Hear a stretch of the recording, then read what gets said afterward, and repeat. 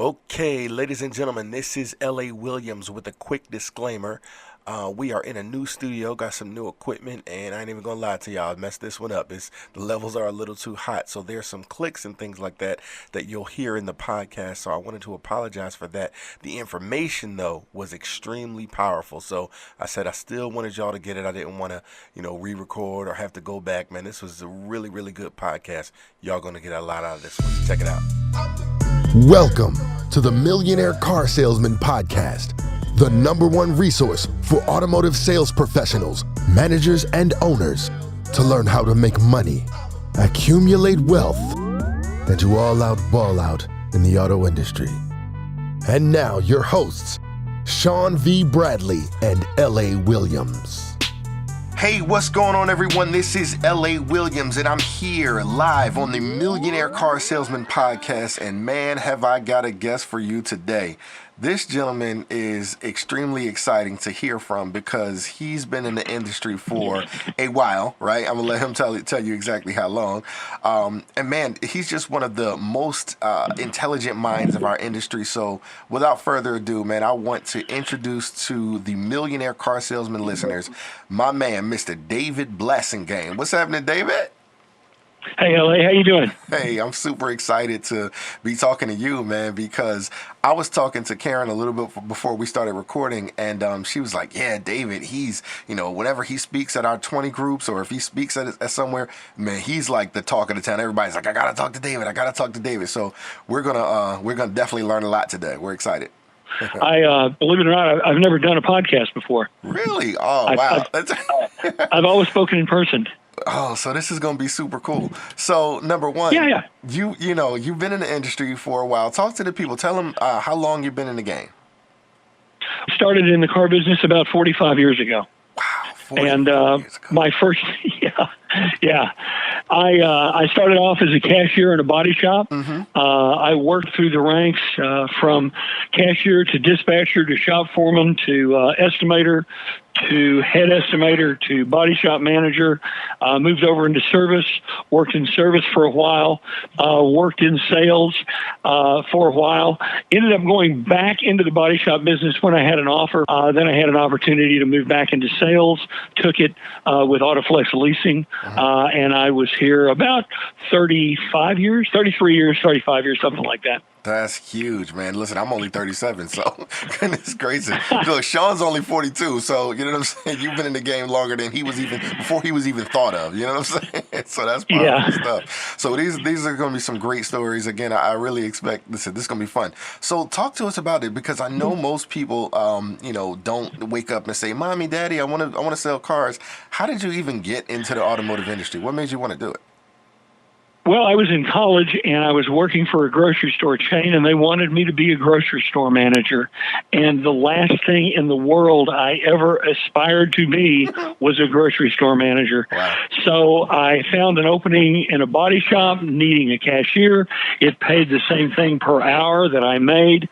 Plus I got a $250 bonus if the shop ran more than X number of dollars in profit. Mm-hmm. So it was like getting a $250 a month raise, and I took it. And then I just worked my way up from there. Look, we'll take $250 these days, you know what I'm saying? So that's excellent. That's phenomenal stuff. So tell me, so you were working in the body shop, and then, how did you kind of you took the next step? I heard you say something about being an estimator. Tell me how that went. Well, I had worked my way up to the shop foreman's job, and one of our estimators had to have an operation. He was going to be out about 6 months. So I went to the manager and I told him, I said, I can do that job. And he said, no, you can't. I said, yes, I can. And that night I took home a crash manual, a body shop manual, and I read it. And I came back the next morning and I said, just give me a chance. So he sent me out to look at an old Rex Suburban, and I wrote an estimate on it, and he pronounced, this is not perfect, but it'll fix the car. So I got the job. And so then I was an estimator, and it took me about 3 years to become the head estimator, and then the body shop manager. So wow. I did that for the first 12 years I was in the business, actually. So wait a minute. And then... hold on. No, I apologize. I don't want to interrupt you here, because that was a phenomenal story right there. And I think we can all learn something from that. So let's talk about that. You said you saw an opportunity, right? You said you wanted to take the opportunity, and somebody tried to shut you down, right? And for me, being blind, people try to shut me down all the time. They're like, "LA, you can't do that," and I'm like, "Yes, I can," right?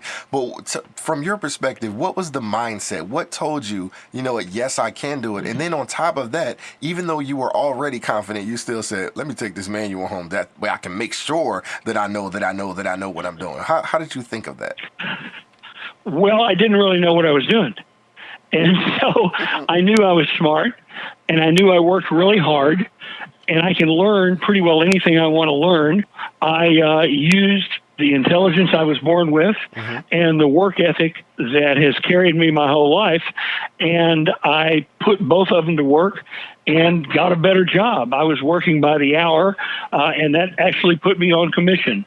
So I went from a fixed income to determining my own income every month, which was a lot better deal. Man, I'm so see, and you know, I know you say you never done a podcast, but these are what people should hear for two reasons. Number one, you said you put together intelligence and work ethic, right? The two things that, I mean, listen, you got it right. It's just a matter of, well, whether somebody's going to apply it, right? And then secondarily, man, you just laid it out. You said you went from being an hourly employee to controlling your own income, you know, and most people, they're afraid of that. So kind of what made you say, hey, you know what? I mean, I don't know. I mean, I think we all know at this point in time that that's a better way to earn income when you control it, if you have the confidence. So talk a little bit about why that was definitely the way to go for you. Well, I went from making like $1,500 a month to making $2,300 a month. Wow. The first month I was on commission. Bam. 50% pay raise. Yeah. And I knew if I had the chance, I could do better than I was doing. So I had the chance. Within a year, I was buying a house. I was buying a car.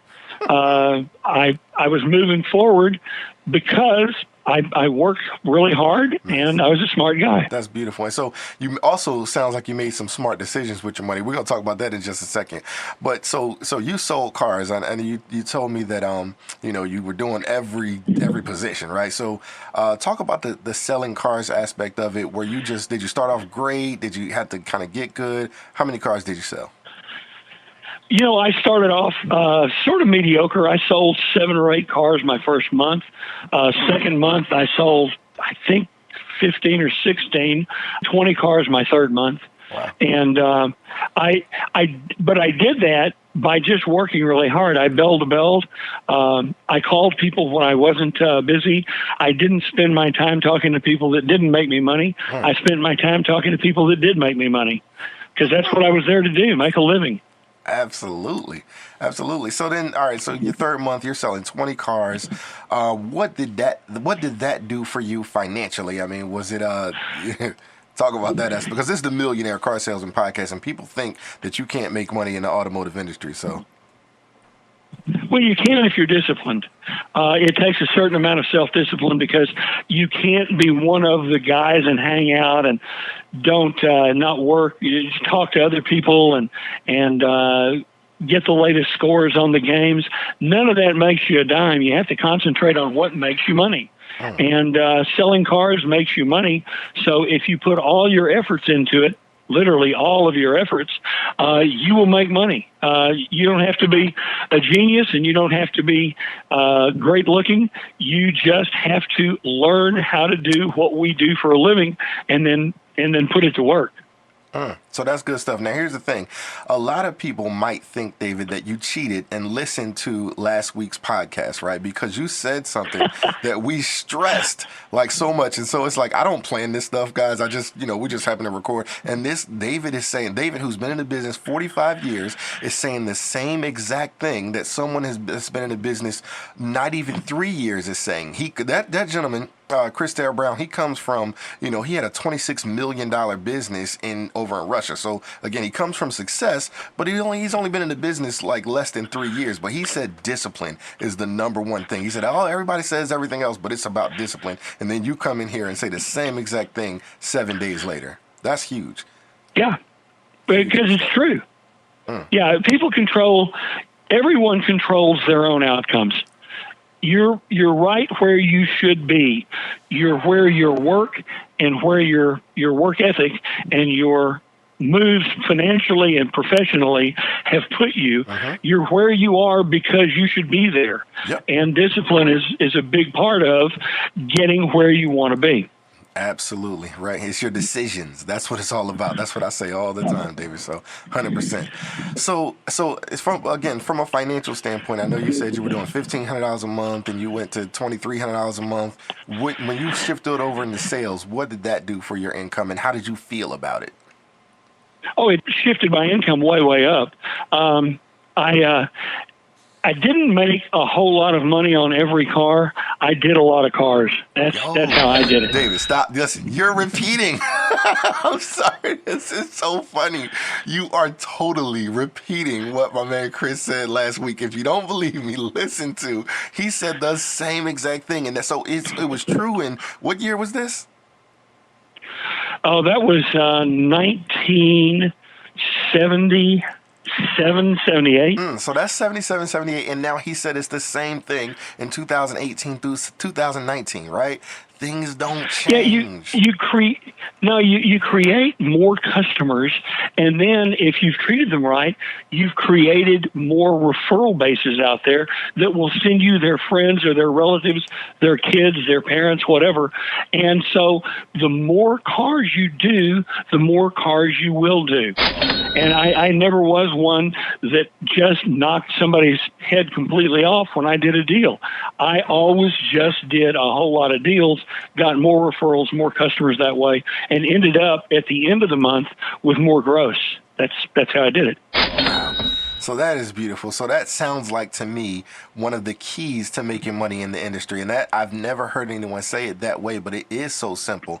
The more cars you do, the more cars you will do. That is beautiful. All right. So let's shift over and just talk about the managers, because you became a manager after a short period of time. Yes. Okay. So talk. Yeah, go ahead. I managed 10 years before I went into the leasing business. Okay. So when I came to AutoFlex, I had a sales manager, and he was a nice guy, but he wasn't as good a manager as I was. Right. He didn't really understand managing, and I had 10 years of experience. So I kept going to my boss and saying, hey, I'm a better manager than he is. Just give me a chance. And finally they did. And I managed people like I like to be managed. I gave people a lot of latitude, and I hired good people, and I stressed honesty and hard work. And that's the kind of people I got that worked for me, and we were successful. Beautiful stuff. So talk about that, because that is, like I said, things don't change. It is a challenge in our industry, is hiring the right people. Most people just like, oh, you can breathe. Oh, you got blood in your veins. Hey, you're hired, right? So how do you do that? How do you make sure you're hiring a good person? Okay, so this is just my thinking, but that's what we want. I'm a good salesman, and I can spot a good salesman. I can't tell if they're a crook or not. I can't tell how successful they will be if they'll work hard enough, but I can spot a salesman. Right. Because I'm a salesman. Right. So I would, number one, interview people and decide who could sell and who couldn't. And that was the first thing. Secondly, I would check references back as far as I possibly could to see exactly and I would always tell the people the same thing. I'm not going to mention this to anybody. I'm not going to tell anybody anything. I just need to know what you think about this guy personally. Right. I need to know what you think about this gal personally. And they would tell me what they thought personally, and then I could make a decent hiring decision. The other thing is we've tested for years. We test for sales ability, honesty, that kind of thing. And we still test. It's smart. It's the right way to hire somebody, because it can tell you things that you cannot get from an original interview. Right. So it's important to test people. Gotcha.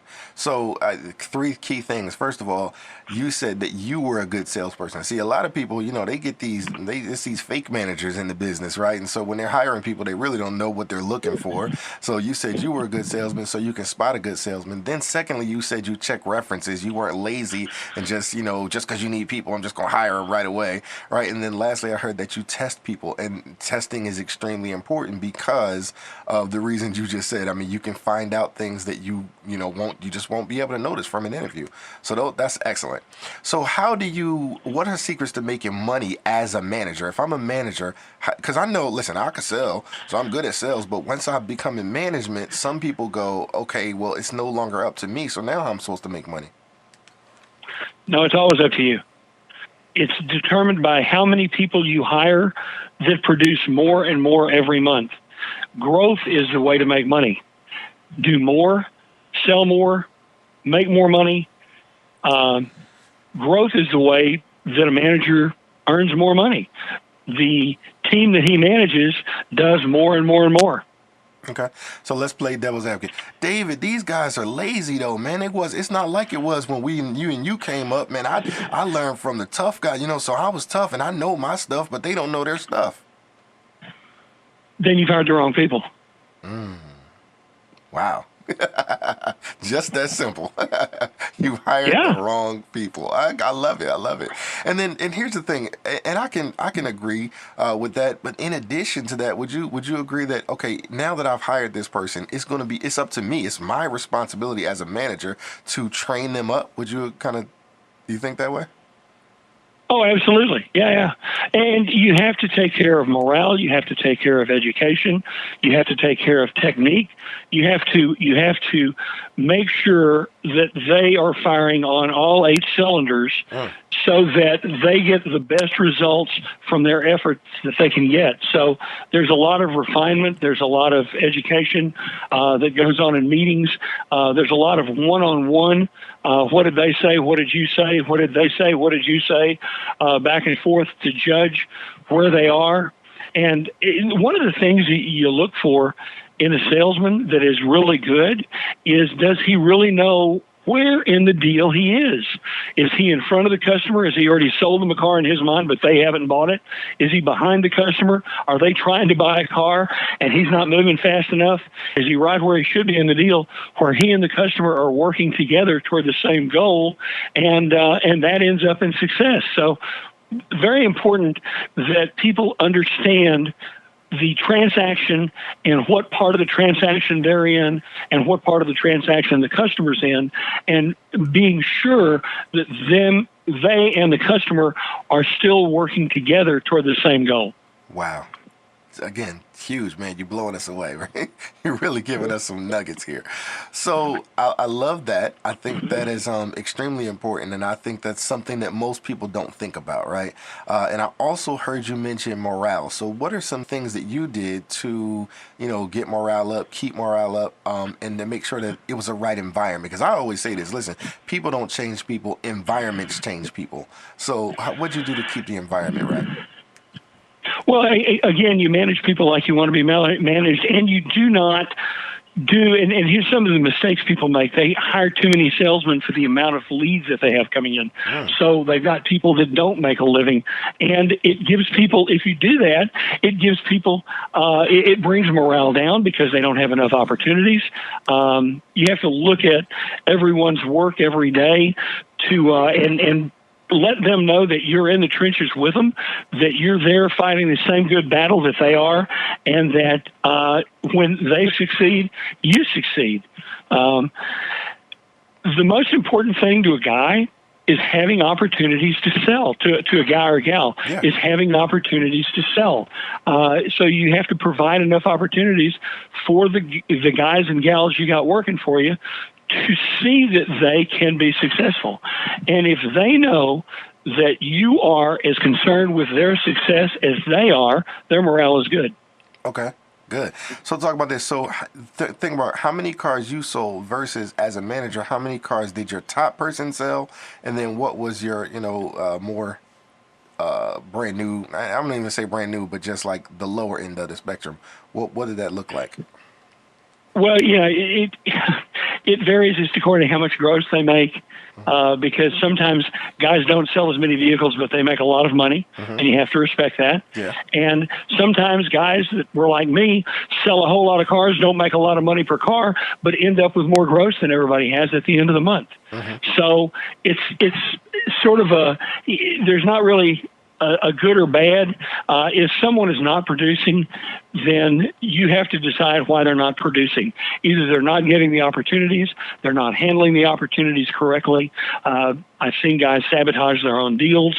And at a point like that, you have to make a decision as to whether you want to work with them, to train them a little more, or whether or not this is the right job for them. They maybe should be doing something else. Yeah. So talk about that. How do they sabotage the deals? Oh, well, a lot of people are fine until they succeed. And then once they become successful, they become unsuccessful. Yes. Because they don't know how to handle success. So those are the guys that work really hard, turn in a great month, and then disappear for a day or two for whatever reason. That money. Yeah. They get pocket full of money and they're gone. Sometimes guys will burn ups, as they say. Customers will come in and they will give them more information than they should to begin with before they really even know their customer. And so that way the customer gets the information he needs and he moves on to somewhere else, to someone else, to compare information, that kind of thing. So sometimes guys don't handle customers properly, and those tend to be the ones that probably shouldn't be in our business. They should be in some other business. Got you. So one more question about the sales floor, and then I want to transition into this leasing. So talk to me about what are the things that the most successful people do? What have you seen them do that's different from the mistake makers? Back to discipline again. They stay on the phone. In our business, if you were in front of a customer or if you were on the phone, you were making money. If you were not in front of a customer or not on the phone, you were not making money. Now, everything you do can't be contributable to earning more income because you have to do research, you have to find cars, but there's shortcuts. There's things you can do to help you in the future make it easier to do business. So for me, I kept invoices off every kind of, because we leased all makes and models. I had a drawer with invoices, everything from AMC at the time or whatever was all the way to Volvo at the end. And I would save an invoice off every car that I did. So I would have numbers basically in my mind to understand what cars would work well, what cars wouldn't work well, that kind of thing. So you can do a lot of little shortcuts, no matter whether you're selling new cars or selling used cars. You can create an easier world for yourself to succeed in by doing some really smart things. Absolutely. And it's so crazy how these success principles that you're sharing, it crosses industries, right? So for me, I'm the same thing. I come from the music industry, right? So, if ever I'm making a track or something like that, I have, a certain, drum patterns. I've got certain key sounds that I use that I know are successful because they've been successful before. And I'm going to I have them already in a folder. It's called, my favorite drums or, for certain sounds that that people are really liking. I mean, and it's the same thing across industries. I don't care what you're doing. If you make your life easier, you can focus your energy on the things that matter, the things that are important, like connecting with your customer and all that good stuff. So powerful stuff. All right, so talk to us about this leasing, because I know you said you jumped in at 1985, right? You started leasing, and so this whole concept of leasing pre-owned vehicles. Can you talk to us about that? Because I know for me that's even still foreign. Well, and it's become better in the last few years because new car transactions cost so much.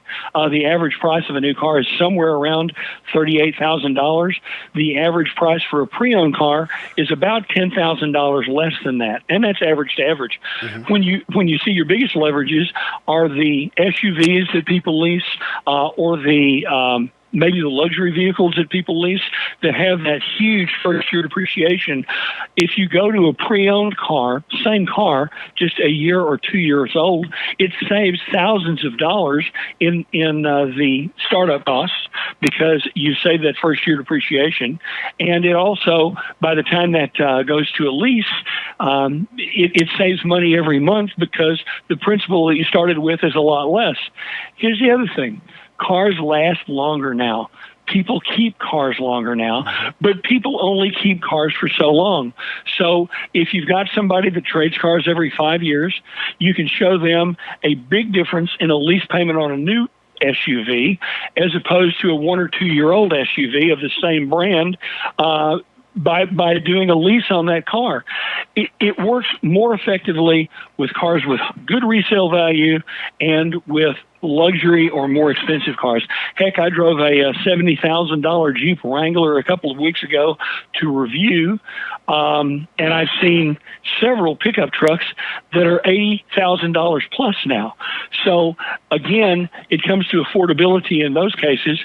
If you wait until the vehicle's a year old, it's going to be a lot less expensive. If you consider somewhere between 20 and 30% first year depreciation, it's going to be a lot less expensive as far as the initial charge to get into the vehicle and as far as the monthly payment. So the lease lets you, on a pre-owned car, lets you take advantage of that big drop in value of the car. And the car is still a good car. It's going to last a long time. And if they need an extended warranty, you can provide an extended warranty for them. And of course, that also provides another opportunity for income. Yes, absolutely. And then, that's one of the things that we talk about. I mean, when you have, high leasing at your dealership, and I know that's what you guys do, the customers returning sooner, you can have more customers, and then the crazy thing, I think it's a win-win situation because, I mean, really, who wants to invest, purchasing a depreciating item? You see what I'm saying? Like, why not let it pass hands? No one does. And the other thing that people don't think about, or a lot of people don't think about, is people that lease cars don't know what to do with the car at the end of the lease. So they come back to you. And they ask you. One of the other things that's terribly important in the leasing business is to follow up with and make sure you're in contact with those customers in the last 18 months or so of their obligation. Because you can start looking at if there's going to be equity in the car, if there's going to be inequity in the car. If they just want to turn it in and you just want to turn it in, then you can do that. If they want to buy the car, there's an opportunity to sell them the car. And since it is a lease, it is owned by a bank. So you're not actually selling them their own car. You're selling them a car that had a financial agreement on it. So you, again, can make money on the car there. And then you've got an opportunity at the end of the lease also, if they buy it, to sell them an extended warranty, that kind of thing, that'll give them mechanical protection over the term of the warranty. Okay. So here's the thing. I've got, a lot of coordinators, a bunch of people who listen to this, and they're like, they think that it makes sense to lease or start talking to the leasing customers, maybe 3 to 1 month out. What is the value? What am I supposed to say to somebody that it's 18 months out? It's basically halfway through their lease. What am I supposed to say to them then? Hey, Bill, how are you, bud? How's right. Mary? How are the kids? Keep copious notes of wife's name, kids' names, ages. 16 years old. If somebody has a 14-year-old in their household, in 2 years, they're going to get a car. Yeah. Keep a note. Hey, Bill, thought I'd call you on it. Danny's fixing to turn 16 in about another 5 or 6 months. I know you're going to be thinking about a car for him, maybe a pre-owned car. Listen, what can I help you with on that? Nice. And everything is, what can I help you with? Because that's what people always look for, is help. 100%, man. Just conversation alone, and then you stay at the top of their mind. It's called top of mind awareness. 100%. Yep. So, all right. So here's the thing. You just sound like such a scholar when it comes to this stuff. You obviously receive some training, right? How important is training in our business, especially? Okay, so honestly, both of my parents sold. Okay. My father actually sold. my mother was an interior designer and she sold. So I was sort of raised with a salesman's mentality, which helped a lot. Nice. I still didn't understand what to say and what not to say. I still didn't understand when to say what. I still didn't understand all of the mechanics to selling, and that's what I learned, was when to say it, what to say, when not to say it. When you're doing this, you do this, you do this, you do this. It comes in an order. I had to learn all of that, and I learned that from very smart people. And then I listened to really good salesmen, because really good salesmen can teach you more than anyone else can. That's why your manager needs to be a really good salesman, by the way. Yeah. Because it's important that he know, number one, what you do every day to bring home a paycheck. Yes. He needs to have brought a paycheck home the same way. And number two, he needs to be smarter than you are so he can see what you don't see. Blind spots. I talk about them all the time. That's beautiful stuff, man. And so it's so crazy because I know there was a time when I just had no idea that there were even things to say. I thought it was just okay. You talk to somebody and they want to buy it, and maybe you can help them buy it. And if they want to, they do. And if they don't, they don't. Who knew that there were actually tactics, different things, and stuff for people to say? I remember one of the first time I was talking to a person, and I was trying to get him to do something like join my team or something. And I got to the point where he just was giving me so many objections, and I'm look, man, it's up to you. And he's like, oh, I see you in your indifference. And I'm like, what's that? I had no idea. And so I had to have him train me. I'm like, listen, I don't know that stuff that you're talking about, but all I do know is that with your skill, with what you know and what I know, listen, we could put that together and we could do something amazing. Well, and people always look for help. And so you want to always be helping people. And it's important to let them know that's what you're there for, is to assist them in accomplishing what their goal is. And in the case of getting a car, it's getting a car. If it's something else, it's something else, but you're there to assist them in reaching their goal. They have a goal. Everyone has a goal when they shop. And it's your job to help them reach their own goal so that you're working with them on a goal rather than against them or rather than for a commission. You're working with them to try to attain their goal. Yeah. It's like we don't sell cars, we help people buy them. You know what I'm saying? It's that thought process. Exactly. Yeah. Beautiful stuff. By the way, if I could, would you? Was the first thing I ever probably learned in sales, and there's 1,000 ways to say it, but it still works. Yeah. If I could, would you? Yeah, I say that all the time, even when it comes to pricing, because people are like, I want the price before I come down there. Okay, absolutely. So, once I get you this price, if I could get you, a phenomenal price, and I'm able to send that to you, and you like it, when's the best time for, what I'm saying? Would you come in to see, what I'm saying? It's the thought Still process. Works. It's the oldest thing in the world, and it works like a champ. Beautiful stuff. All right, cool. So listen, again, you got tons and tons of tactics. Is there a certain book that you recommend for millionaire car salesman listeners? I read all the time. Wait, stop right there. Because that beautiful, inhale, exhale, and then saying, I read all the time. Because that's a big deal. Most people think that, I don't know where you think you're supposed to get the information from. I know you got online, YouTube University, all that good stuff. People don't even go there. But man, for someone to say that, I read all the time, all the successful people I talk to say that. So that's a nugget right there. Now you could go. Well, Somebody told me that all readers aren't leaders, but all leaders are readers. Yes. And I think I read periodicals every day. I read books like First Things First, In Search of Excellence, those books that are older. Right now I'm about to read a book called Can I Trust You? Because one of the more important things in selling is being able to get someone to a point that they actually trust you and they understand you're on their side. And you are on their side if you're smart. But I read all the time. I also read junk books too. I mean, I read all the time. And it's so crazy because, some people would say that they're not valuable. I totally would disagree with that because no matter what you're reading, you're actually diving into the mind of a person. And as a great salesperson, that's where you want to be. You want to understand how people think. And so, Yep. Beautiful, beautiful stuff. All right. So listen, I like that. You said, what's the name of the book again? Give it to him one more time that you're about to read. Oh, Can I Trust You? Can I Trust You? Okay. You got the author on that? Yep. He is from Israel. Mm-hmm. He has a PhD.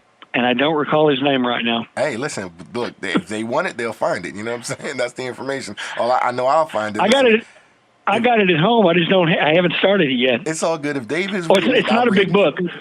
It's not a big book. It's a very, very small book. Awesome. Well, we're looking forward to it. So tell us, David, what do you love about the automotive industry? Oh, it's taken care of me my whole life. Wow. Yeah. The other thing What's that? is you can measure your progress every time you do business. Mm. It gives you a measurement of how effective you are at what you do. Folks afraid of that, though, Dave. You know that. They don't want to know that they're not. No, you can't be. You got to get better. If you're not where you need to be, you need to get better. Beautiful stuff. Beautiful stuff. All right, awesome. So share with the people. I know AutoFlex is rocking and rolling, doing its thing. What is your closing statement, and how can people connect with you if they want to hear more of this stuff? My closing statement probably was the same as I said earlier. We're all exactly where we should be.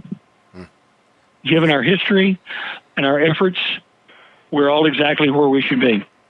To reach me, david.blasingame@gmail.com is my personal email, david.blasingame@gmail.com. You're welcome to write me. If you tune into radio.com, I do a radio show every Saturday morning called the Saturday Morning Test Drive, 9 o'clock Central, 105.3 The Fan on radio.com. Okay. So you can hear me there. Kind of like a podcast. It's just live. Yeah, kind of. It's just live. Yep. Awesome stuff. We've been doing that radio show for well over 20 years. Wow. Yeah, and then we definitely got it. We're going to, post a link to some information on that. So that's beautiful stuff. And wow, man, this has just been absolutely phenomenal. Thanks so much for, being on the podcast and just sharing, and then offering your personal email address to help, millionaire car salesman listeners if they want to, kind of connect with you. That's beautiful. We definitely appreciate that. I thank you very much for having me, LA. I appreciate that. Yeah. So listen, I always say you are the average of the 5 people who you spend the most time with, and you've just been spending time with L.A. Williams and Mr. David Blasingame. So now it is your opportunity to go out and be a millionaire car salesman. Thanks, everybody, for listening. Thanks, David. Thank you, LA. Ladies and gentlemen, if you like it, you love it, you want more of it, then don't wait for the next money show. Just go to bradleyondemand.com and take your career to the next level. I heard some really complicated concepts that you just, bam, snapped into, a few words. So that was excellent.